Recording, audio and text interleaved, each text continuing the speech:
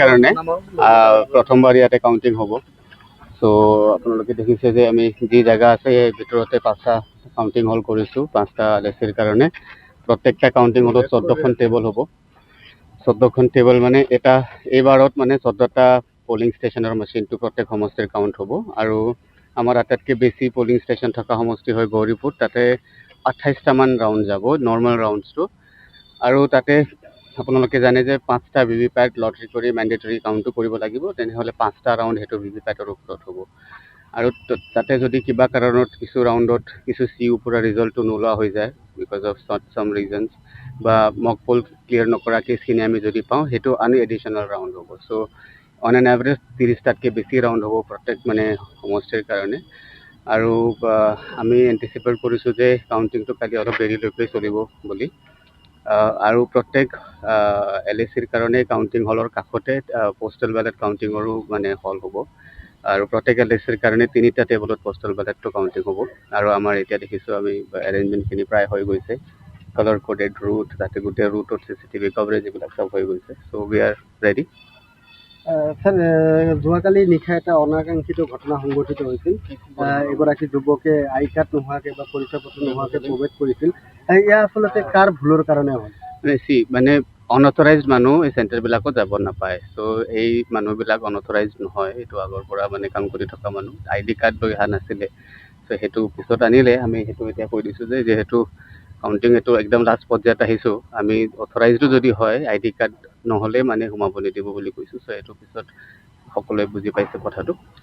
কাইলৈ যিটো যথেষ্ট ভিৰ হ'ব, নিৰাপত্তাৰ দিশটো কেনেধৰণে চাইছে?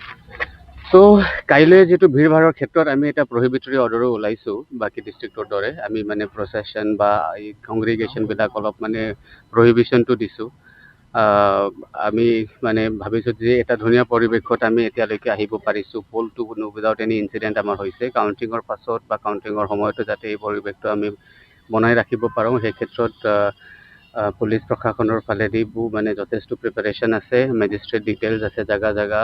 আৰু আমি কিছু প্ৰহিবিটৰী অৰ্ডাৰো ওলাইছোঁ, য'ত মানে হয়তো অলপ পিছত প্ৰেছ ৰিলিজৰ মাধ্যমেদি আপোনালোককো জনাই দিয়া যাব।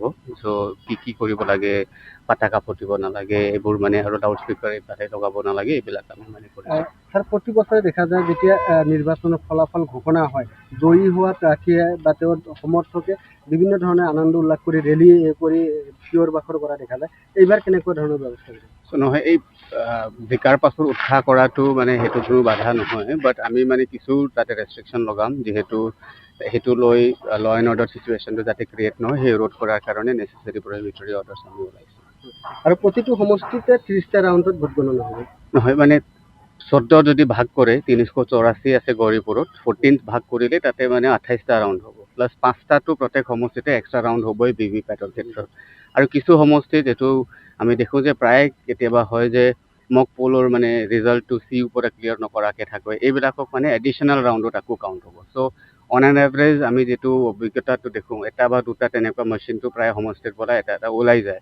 চ' সেইখিনিৰ কাৰণে আৰু এডিশ্যনেল 2টামান ৰাউণ্ড হৈ যায়। যিকোনো খবৰৰ বাবে যোগাযোগ কৰক আমাৰ এই নম্বৰত 9181 307 2221।